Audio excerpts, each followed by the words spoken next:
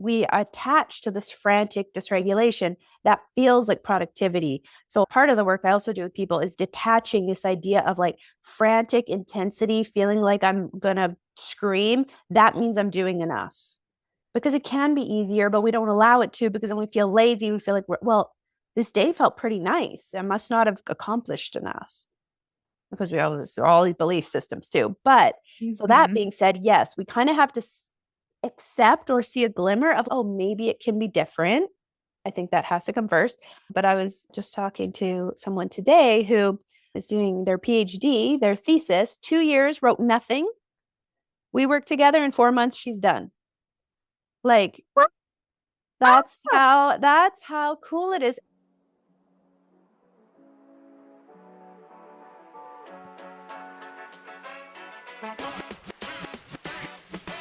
Hey everyone, I'm Megs, and you're listening to the Mindful Megs podcast, Organizing an ADHD Brain, where you will hear stories from me and others on how we organize both our brains and our lives while living with ADHD.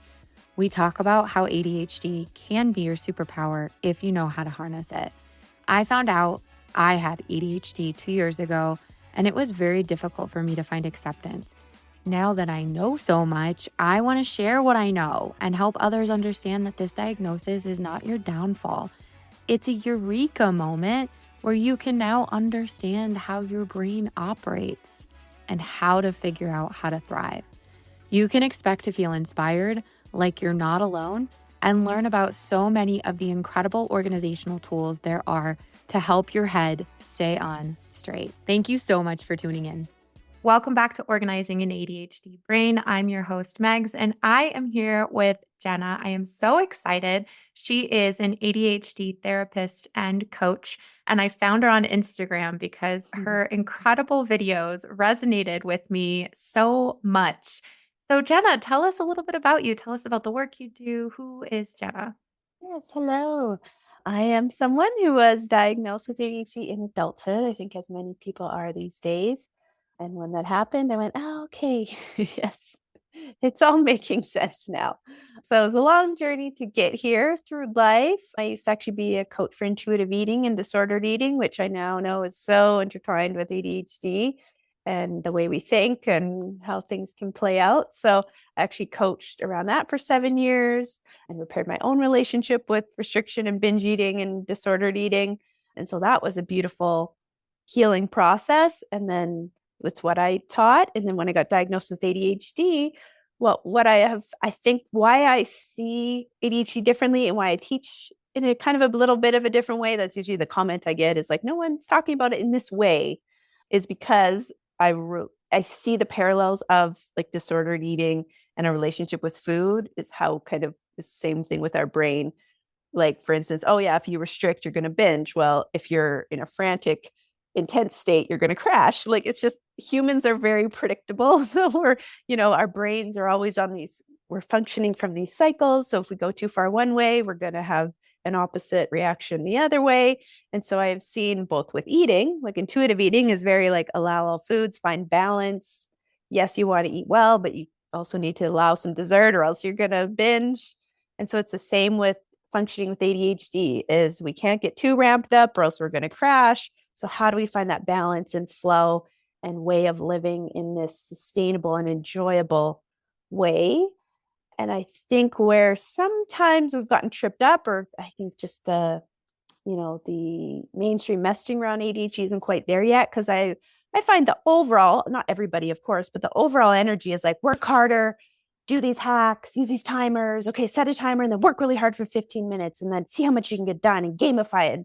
It's a very like, I hate to say it, but it's very like masculine, like intense energy around ADHD and how to cope with it. Where my history has made me see that's like actually taking our foot off the gas pedal, slowing down a little bit, regulating. That's a lot of the work I do, working on our flexible thinking, and this like gentleness actually then lets the brain open up to be more productive. But we're kind of losing that message, and everyone's trying so hard, and it's just making it even harder. It's funny because I was thinking about, as you said, 15 minutes. I tell a lot of my clients to try to break things up into 15-minute tasks, but Mhm. not in a go, go, go way, but Yes, just yes. to help us understand the time frame. But I love one video that I watched. You talked about giving up social media Mm. and how annoyed you were at what a difference it was making in your life. It resonated with me so much because that is such a thing that I struggle with. And at the same time, I also know how incredible it can be. So Mhm. your words are beautiful, and the work that you're doing is really incredible. Can you tell us a little bit about your journey on when you were diagnosed, what that was like, and how you got to the space that you're in now? Sure. So it's after I had kids when I really felt it was more and more obvious. I'm like, okay, yeah, something's different. Like something is up here. Something is the word I had at the time was something's wrong. And as I researched, I'm like, I think it's ADHD, which seemed weird to me because I am a, high achieving, outwardly appearing, successful person. And that's not the messaging we hear about ADHD. I was always a calm girl, only child, goody goody. Like, what are you talking about? How could I have ADHD? I wasn't running around. I was never disruptive. I was always doing well in school. But now that I see how I actually did a lot of like strategies and coping subconsciously to do all of that. But after I had kids, that's when it really got to the point of like, okay, like this is different. I'm functioning differently than other people function. Why is this happening? So for about 2 years, I was like to my parents specifically, like, I think I have ADHD. And of course, they don't know what that looks like, especially in women. They're like, no, you're crazy. Like, no, you don't. You do so well in life. But then eventually I was actually in grad school to become a therapist. And as a parent of two at that point, I was like, okay, I am not doing well. I am struggling hard. So I really want to go get an assessment. So I was very privileged that my parents helped me pay for it because it was very expensive. Now I know kind of some more affordable options, and I got the yes, you have ADHD. And it was just like, thank God. Because if it wasn't that, I know it's something. Something is going on. So that was really great. It was just a nice thing to know. Okay, I am not just individually weird. Like there's a reason for it. It's not a personal failing. I'm not just quirky. Like I think in a different way. And I always knew that, but now I just enjoyed having a solid thing to point at to understand why. And then as I was in grad school to become a therapist, I, of course, was like, well, ADHD is very relevant to me. So I want to learn and research and take courses and do as much as possible so I can work with people with ADHD because I'm a big fan of working with someone who experiences what you're going through. Similar to when I was working with disordered eating, I had that connection with my clients of I've been there and I know. So then I started researching and I also saw that nobody knows what to do with us. Every course I took was like timers, calendars. This is all you have to teach me to help people, but okay. So then I started working with people. And then after, hundreds of hours of working with ADHDers one-on-one, I started making the connection of how this cycle of being dysregulated in this frantic state and crashing is the core of our struggle. That if we're not dealing with that, timers, calendars, little doodads we're not gonna break through enough to make a lifelong difference. Those tools can be very valuable and useful, but it can't be everything. And so then that's how I developed kind of the framework I use now, which I don't know if it really has a name. I call it ADHD flow, but it's really focusing on regulation and balancing everything, our thinking, our schedules, our nervous systems, and kind of finding the sustainable and enjoyable way to live. That's a lot more sustainable, enjoyable, really. It's just like a way that you can live forever instead of feeling like you're always hanging by a thread or white knuckling it or always trying to play catch up. We can't do that forever. It's too tiring. Oh my gosh, absolutely. How old are your kids, by the way? 4 and 5 boys, they are absolute terrors in the best of ways. That's awesome. Mine are 5 and 7, and I have two Oh, girls. oh, So I a feel like that's a flip different side. vibe. It's totally, totally different. I don't know that I would know what to do with boys, but likewise, right? Yeah, exactly. It was interesting because I never understood the correlation between eating disorders and ADHD Mm, until more recently. hmm And I've struggled with food my entire life. Mhm. And it wasn't until I think it was 2 years ago now, I have to do, math in my head, but I had bariatric surgery and I Mm. lost 120 pounds, and Wow. I thought that that was going to fix Mm. everything. Yep. I just thought, I'm like, "Okay, well, once I lose weight, everything will be Yeah. fine." Except that there was so much work, and I was doing work, I was meeting with a therapist, but there was so much work that I still hadn't done up Mm. here Yeah. that I had to work through, and I'm still working through to this day. So, coming back to the self-regulation, what's one of the first pieces of advice you give to people with ADHD to work on their self-regulation? Mhm. So Right. curious. Yes. Well, I typically work in groups now. So I mostly work in groups of 7 people. So it's more of a teaching kind of the concepts. But then, of course, I ask everybody, how does this relate to you? Do you connect with this? How do you see this play out in your own life? I've never had someone say, I do not relate to this. So it's inherent. It's part of all of us with ADHD, I think. But I always explain first what's happening. So I wish I could show the image right now, but I do have a flow image. Maybe we could put it in the notes or something where people could look at it. Oh, definitely. But there's like a little top layer where the ADHD brain, when left unattended, as I call it, lives in one of 2 places. So we have this little top layer at the very top of the page, and it has things like overwhelm, paralysis, frantic energy, rushing, masking. Now I've got to use my working memory here. What else is up there? Just all of that stuff that we experience that is very intense. It's like, oh my God, I have so much to do and I'm so overwhelmed. And how am I going to get all done? So you have that spot. It can also be internal, right? Though we can be in paralysis laying down for 3 hours and scrolling, but it's still that mental rumination and intensity and swirling. And then we can't sprint forever and then we crash. So then at the bottom, there's a little spot where it's low dopamine, exhaustion. It's just like, I can't even care anymore. Totally checked out and just that exhausted state, that kind of burnout. And then what the ADHD brain does, it loops around and around and around from one to the other. We ping pong in these extremes and it keeps going because, of course, then we are exhausted for a few days, don't get much done, finally have some energy. And then we feel like, oh, I got to do it all right now because what if I crash again? But it's like a self fulfilling prophecy. Of course, if we go in really hard and intense, we will crash again. It's the high that creates the low, whereas we're not making that connection and we're just seeing, oh, I crash or I'm lazy or so the second I feel any motivation to do anything, I have to go 125% at it. But then that intensity creates the crash. So here we go round and round. So even understanding that is a great first step. And then the second step would be even just identifying dysregulation in the moment. Can you tell when you're in that state? Because if you can't, how can we disrupt it at all? The physical signs would be, any physical signs of anxiety, heart racing, tense muscles, rushing. I love that one because it's very physical. You can see yourself doing it, right? Are you running around your house trying to get things done? Or are you walking at a reasonable pace and present with each task? Or are you running, oh my God, I got to do this now. I got to do this. Oh, I got to take the garbage out. If we're in that state, we are dysregulated. And then the mental part of it is rumination, overwhelm, negative self talk, masking. So all of those things can also be dysregulation. Doesn't always have to be physical. What I should say though is all of that is fight or flight. So that dysregulation, fight, flight, freeze, or fawn. So like flight, it's kind of like when we're running around. Fight, we can have emotional dysregulation, that comes up and we're short or we're snippy or angry.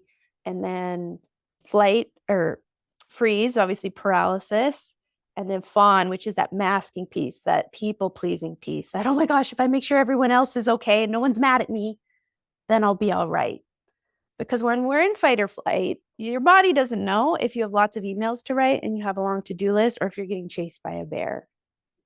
So, of course, if you're functioning in a place where like you feel like you're in danger all the time, which you might not consciously think you're in danger, but your body is functioning in that way, Right. of course it's exhausting. It is so exhausting. So then you will crash and you will be exhausted and you will feel like you're just running on this treadmill, trying to catch up all the time because then you will crash. It's such a vicious cycle. So it's a great spot to start to be like, wow, in the moment, can I identify when I'm dysregulated? And the one thing I hear on like session 2 of our groups is like, oh, I'm a lot more dysregulated than I thought.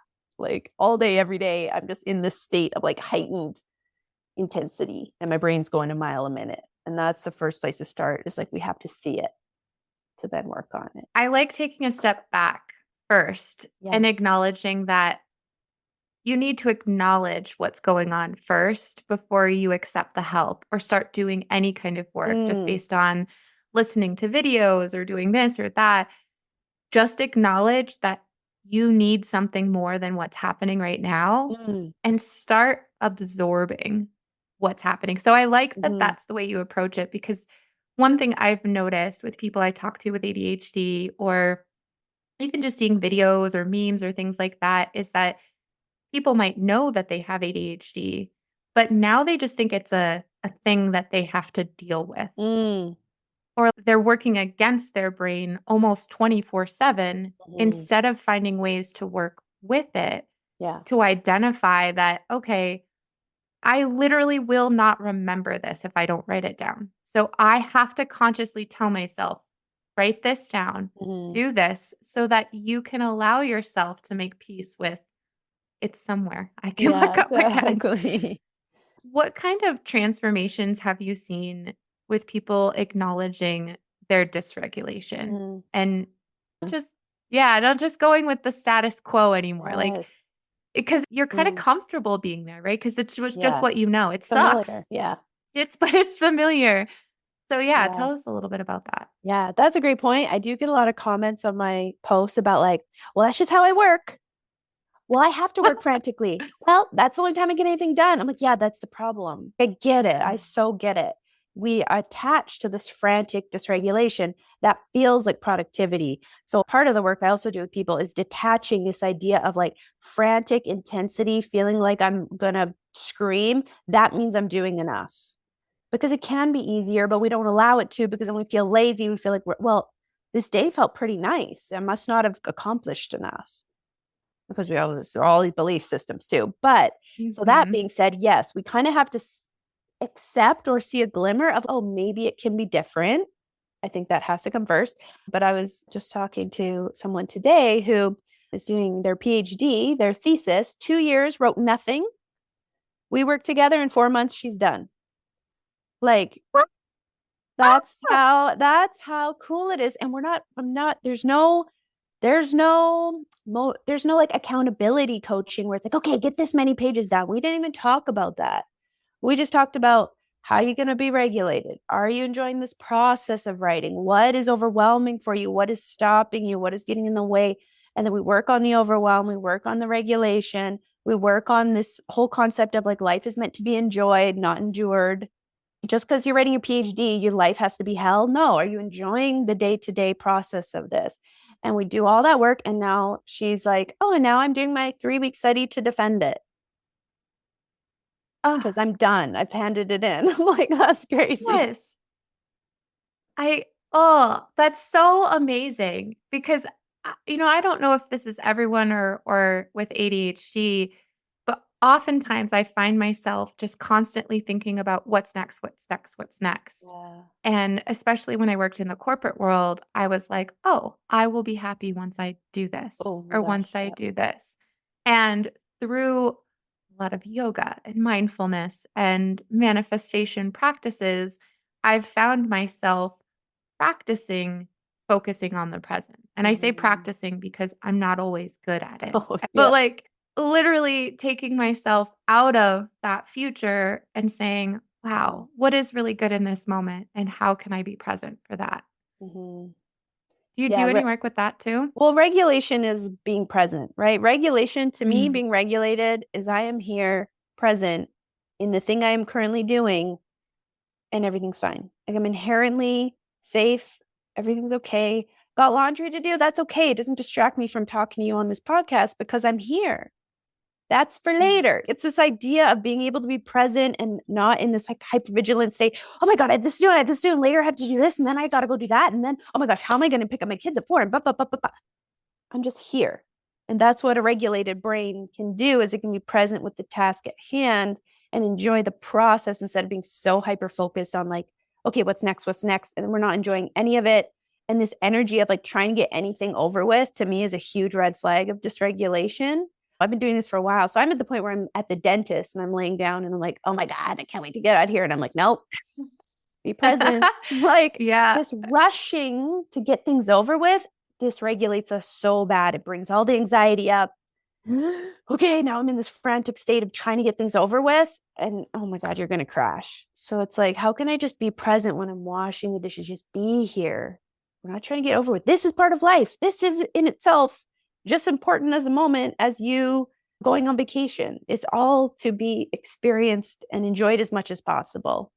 But that's very different messaging than typical ADHD work, which is just like productivity. How can we get more done? Hammer it out. That's going to close the ADHD brain down even more. The brain's like, no, thank you. Like, that sounds boring and hard. Whereas if we start creating a life that's like, wow, I'm just present for each moment. Oh, I'm waking up, I'm having my coffee. Okay, now I'm doing this. Oh my gosh, the brain's like, okay, I'm open to that. That sounds fine. Yeah. I'll go make a coffee. That sounds fun. Instead of like, well, after I make my coffee, then I have to do this and I have to do that. So I'm just going to lay in bed instead. And that's some other feedback I've had recently is one client in a group was saying, oh, I'm happy to wake up in the morning because I have like a slower morning that's not just torturous the whole day. I'm not dreading the day. So I'm Yeah. more able to wake up when my alarm goes off. So people will ask me like, how do I wake up earlier in the morning? I'm like, I know you want some sort of like alarm hack, but if you get regulated and start enjoying your life more, you'll want to wake up more. The Yeah. overwhelm and the stress of life has us making it hard to wake up, not necessarily like we need more sleep. Sometimes we do because ADHDers do need more sleep than others, Mhm. but it's very like rooted in dysregulation. It's funny that you say that because when I was a kid and younger, I would procrastinate getting up. And it wasn't as if I was sleeping. I would wake up and I'd be like, not yet. And I would, force myself to just close my eyes again. And now I wake up at 5 a.m. And if I don't feel like I have the best day because getting up at 5 a.m. allows me to do it slowly. Yeah. And I think a lot of what you say is culturally Mm. significant because we have a hustle culture that we're living Mm-hmm. in. Mm-hmm. That's one of the reasons why I left the corporate world is because I knew that the more that I would grow, the more I'd have to work and put myself out Right. there or even feel like I needed to. Mm-hmm.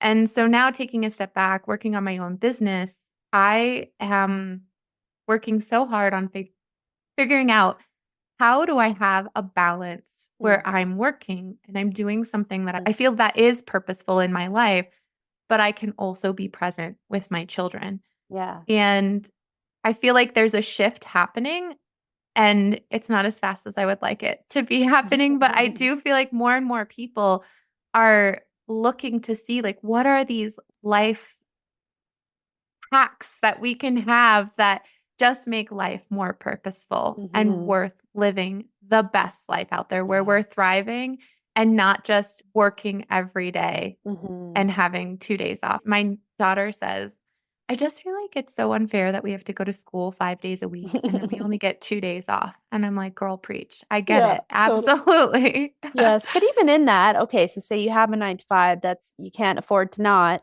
You have to have your 9 to 5. Absolutely. If you are regulated, prioritizing enjoyment, slowing down, I highly recommend people look at their work contract. What are your hours contracted for? Because ADHDers work so many extra hours feeling like we're inadequate and we have to make up for it. But they're not taking lunch breaks. But then your brain's going to take a break anyway, and you're going to be scrolling for an hour and a half where you could have just taken your lunch hour. So there's a lot we can do in whatever your current situation is. You don't have to quit your job and become an entrepreneur. You don't have to do any of that because that can be way worse. I was a coach for 7 years prior to this work I'm doing, and that was while I was dysregulated and not diagnosed. And I definitely brought that into my life 24/7. So that's not Yeah. necessarily the answer. But if you are a regulated worker, oh my God, like you'll be fine. It's just simply being present with each task at hand, not allowing yourself to be a frantic person that's like a chicken running around with their head cut off. Because yes, your coworkers might be that, but is that helping anything? No. I have seen as a regulated person in the past couple of years of business, I have been more successful working slowly and more thoughtfully and mindfully and less, honestly, than I ever was when I was like running around absolute wild, thinking about work morning to night. frantic, rushing. And my success was like up, down, up, down, up, down, 6 months of nothing, up, down, up, down. Now it's like Yeah. every month is more successful than the last. But I'm slower. It's so counterintuitive, but that is how the ADHD brain, we kind of get off the rails when we're dysregulated. We're not able to make as thoughtful decisions. We're not able to prioritize because when we are in fight or flight, the prefrontal cortex is turned off. That's decision making. That's logical thinking. That's prioritizing. That's discerning what's good, better, best. That's long-term planning. All of that gets shut off when we're rushing and frantic. Yet we think when we're rushing and frantic, we're more productive. No, we're actually just spending a lot of time on things that need no attention. We're just reacting. Oh, an email popped up. Let me do that. Maybe that email is of no importance. You need to be doing your other work. But when we're dysregulated, we just react to what's in front of us. There's very little thoughtfulness. We're not able to stay on task, easily distracted, and we procrastinate. It's a whole mess. Regulation is so cool. I just love it because I still have ADHD. I still have a calendar of like insanity in detail because I need that. There's still supports I need, but the supports I need are so like drop in the ocean at this point. It's like, who cares? This doesn't hinder me at all. And then when we're regulated, that's also when the superpowers of ADHD come out. Because I know people talk about superpowers and people are like, well, I don't have any. I just struggle. It's like, probably because you're dysregulated. There's no space for that sparkle that we do have to get utilized and really show itself. Because at this point, I see ADHD as it's only brought me good, especially currently as a regulated ADHDer. Where it comes out is only positive. That was part one of a 2-part interview I did with Jenna. It was so incredible to hear her insights and her understanding of ADHD through regulation. I can't wait to share a little bit more about how this episode impacted me and my day-to-day life. I had one of the best days yesterday after focusing on being present and really enjoying the moments that I had instead of focusing on what's next. In this episode, I think I even felt like, oh, I'm regulated. There's not a lot that I need to do. And then when I started practicing some of the things we talked about, felt like it was a little bit different. So interesting. Stop back here on Wednesday. I'm going to drop the second part of our interview.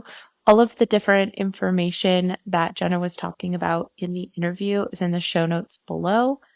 And let me know if you have any additional questions. Have an awesome day. Oh, I did this new feature on the podcast platform that I use where you can actually send me a text message. So if you scroll down to the show notes, you can click a little button and it'll send me a text. Share your thoughts. It's so easy because there's a button for it. So cool. I mean, there's other ways to get in touch with me in the show notes too, but try it out. I'm so curious how it works. And I would love to post a text message that I get. So you guys are amazing. Thank you for all of your feedback. I have been hearing some beautiful, beautiful things about the podcast. So thank you. It keeps me going. If you would like to support the podcast in any way, shape, or form, please consider joining my Patreon account where I'll post some additional content and some wise words from me, if you will. Join my Facebook page, like and share this podcast with whomever you think could benefit. I also have this amazing woman who is my friend. She owns a small batch skincare business in Colorado, and I have been using her CBD bath bombs forever. And I have a code that you can use to save 10%. If you use that code, you can order bath bombs for yourself and have it sent to you. I actually just had my father order the direct pain cream, and it is incredible. I use it for cramps, and he used it for his knee that was giving him a ton of pain. And he looked at me after he put it on. First, I had to promise him he's not going to get high, right? And he laughed at me, but also I think he was relieved that I confirmed that for him. But he looked at me and he was like, I can't believe this is working right now. He's taking aspirin, he's taking all of these other things to try to get the pain to diminish in any way. And this direct pain cream works. So check it out. Use my code to save money and you can have it shipped to you. So it doesn't matter where you are. Additionally, me and my husband use HelloFresh. I'm not sponsored by them in any way. So these are literally just free boxes that we can give away. So I put a code down in the show notes below. if you sign up for a free box, then we get to feed our family for a week for free. So thank you so much for supporting us. And you get to eat as well. So how about that? What a world we get to live in. If nothing else, just thank you for participating and listening.